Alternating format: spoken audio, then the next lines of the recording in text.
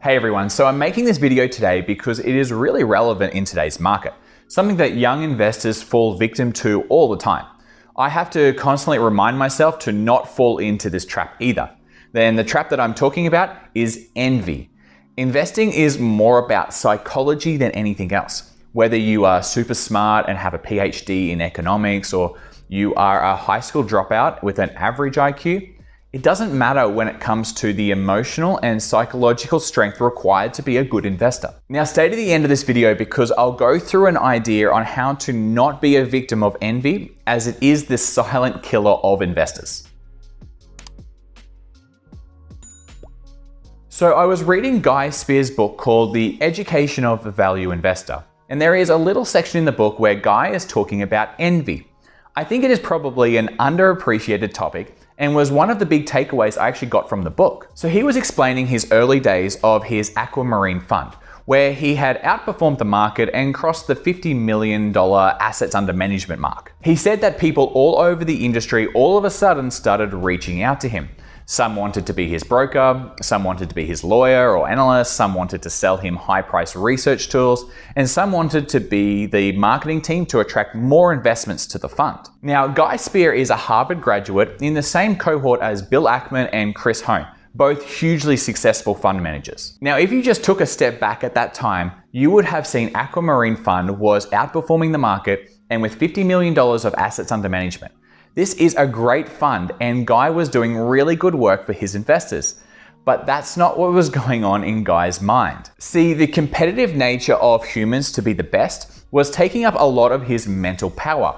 All of this testosterone to be the best was driving many of his decisions. Bill Ackman and Chris Hohn had more assets under management and were making more money in fees. People in the industry were comparing Guy to Bill and Chris. So Guy started to compare himself to them as well. And Bill and Chris's funds were getting bigger and bigger and now in the billions. Guy, well, he was just at 50 million. Now Guy admits he felt inferior and had a strong desire for size and status in the industry.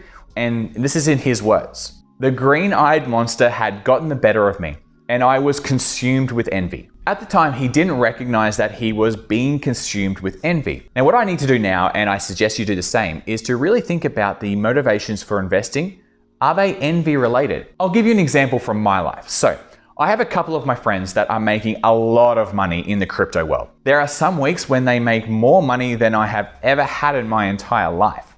Now, because they are of a similar age, or actually younger than me, there is definitely a feeling somewhere inside me that is a bit envious. They are younger and more successful than me, and they are my close friends. So I know them well, and it's very easy to compare myself with them.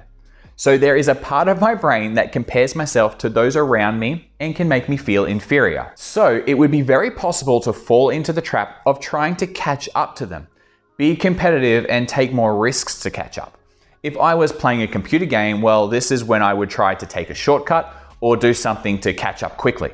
But that is obviously poor mental discipline and thinking. Warren Buffett and Charlie Munger joke that envy is the only one of the 7 deadly sins that isn't any fun. And Charlie said that envy is crazy. It is 100% destructive. If you get those things out of your life early, well, life works a lot better. Envy is an emotion that we are just not that good at recognizing. We don't think we are envious when in fact we are. And in the financial markets world, it leads people to behave in ways they wouldn't if they were honest with themselves. Wall Street bets in the whole YOLO, GameStop stuff, and cryptocurrencies are prime examples. Some people are making a killing on these high-profile, high-flying areas. It's important to be aware of these emotional forces playing around inside you because they can skew your judgment. So this is an area of myself that I'm working on. I honestly have a lot of work to do with the emotional, psychological side of investing. Now, before I get into the strategies, for those who want the safest brokerage account for buying shares in many different countries, I have a link to Interactive Brokers in my description, where you will get a free Interactive Brokers stock for signing up and using the platform. Now, this is far, far better than Robinhood or anything else like that, because Interactive Brokers have decades of experience, a strong balance sheet, and an extremely solid, trusted business. They also serve people in most countries throughout the world. So if you're in Germany, Japan, Spain, Russia, Ukraine, you can get an account. And I personally have an account with Interactive Brokers. Well, it's easy to just think you should be happy with what you have. I have a great life, living in a good apartment, in a good location with plenty of money. I have an investment portfolio that is great and will set me up for life. I have a YouTube channel that I started that has now over 8,000 fantastic subscribers who enjoy my content. But there are always people that I see that have nicer apartments, more money, bigger investment portfolios, and far, far more subscribers on YouTube. Now, I'm probably in the 1%, but I want to be in the 1% of the 1%. I want to win. I want to be a billionaire. I have a competitive streak in me, and that's fine as I enjoy challenging myself, but I just need to be careful that I'm not clouded by envious ambitions that will interfere with my rational thoughts. So taking a little time to appreciate what I have in my life has helped. Once a week, I tried to think about what it would be like to lose everything, my health and all my money. After I think about that for even just like 1 minute, I feel a lot clearer about my ambitions and my goals. And I like my goals. They are fun for me to work towards. Regardless of what anyone else thinks, my goals are my goals. So goal setting is a helpful strategy as well. But I think the best thing to do is actually remove yourself from envious thoughts. These seem obvious at first, but for some reason, really difficult to actually do. So the first thing is don't live in rich neighborhoods. You will constantly be comparing yourself to your neighbors, seeing fancy cars, fancy restaurants, and big houses. Number 2, don't live in competitive cities. Guy Spear called New York a vortex, where everyone was so competitive and showing off how rich they were that it was impossible to ignore. London and Moscow have the same issue. A lot of big cities in the world are like this. Now, I'm currently in Kiev, Ukraine, and I now notice it all the time.